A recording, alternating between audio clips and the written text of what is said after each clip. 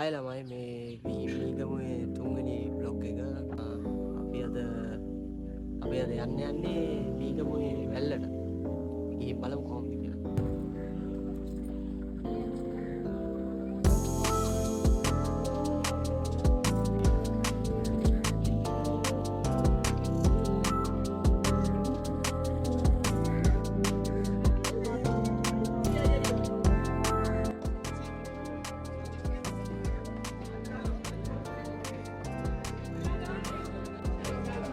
ඉතින් අපි ආපු දවස නම් මාළු ටිකක් විතර ගණන් ඒ වුණාට අපි මාළුක ගත්තා.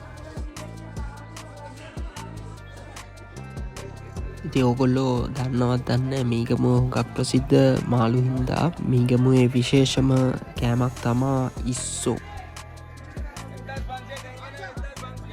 ඉතින් මේ තියෙන්නේ මීගමුවේ ඉස්සෝ.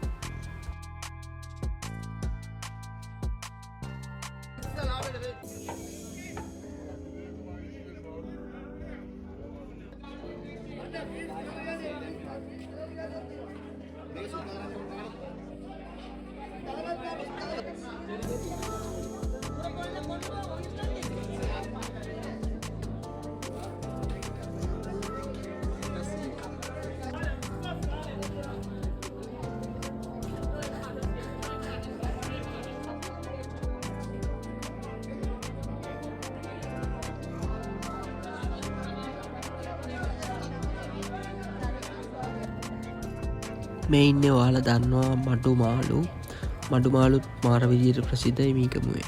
වැව් මාළු මීගමුවේ එච්චර ප්‍රසිද්ධ නැති වුණාට ඒක ගම්බදව මාර ප්‍රසිද්ධයි. ඒ වුණාට කොහේ හෝ ලෑල්ලක වැව් මාළු අනිවාර්යෙන්ම තියෙනවා.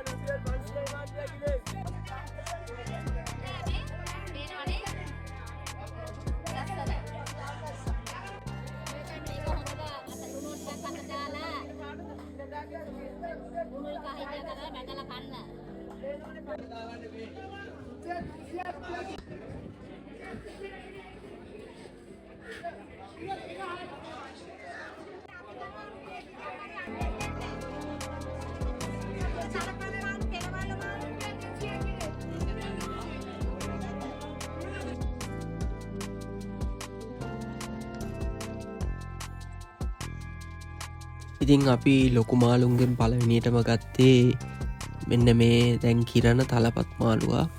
එයාව කෑලි කරන විදිය අපි බලමු. මේ මාළු කපන ක්‍රම කීපයක් තියෙනවා. මේක තමා පළවෙනි ක්‍රමය.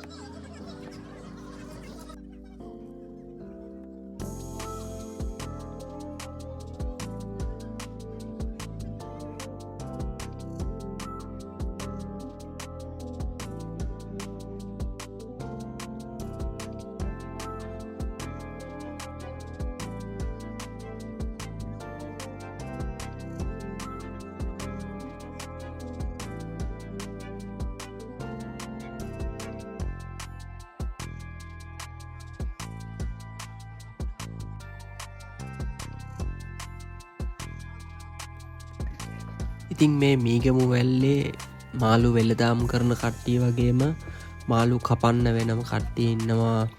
එතකොට කොරපොතු අරින්න මාළු සුද්ධ කරන්න වෙනම කට්ටිය ඉන්නවා. ඒ වගේ හරි අපූර්ව මිනිස්සු ඉන්න තැනක් තමා මේ මීගමු වැල්ල කියන්නේ.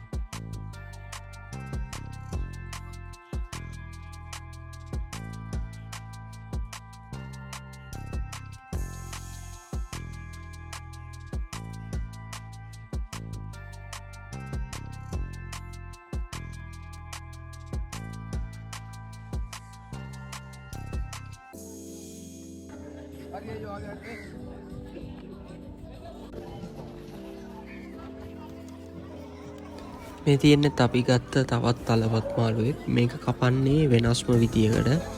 පළවෙනි විදිය වගේ නෙමෙයි, මේක වෙනස්ම විදියක්. ඉතින් බලන්නකො මේ විදියට කැපෙන ලස්සන.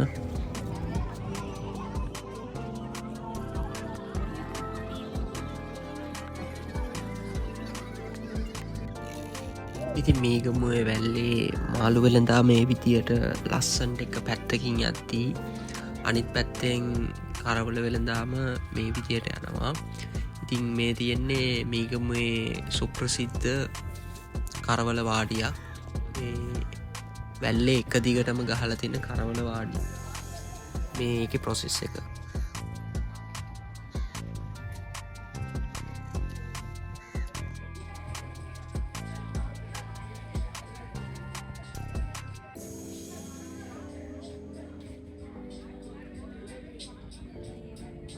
ඉතින් මේ කරවල ලංකාවේ හැම තැනකටම වගේ යනවා. ලංකාව විතරක් නෙමේ එක්ස්පෝර්ට් උත් කරනවා. මේගමු කරවල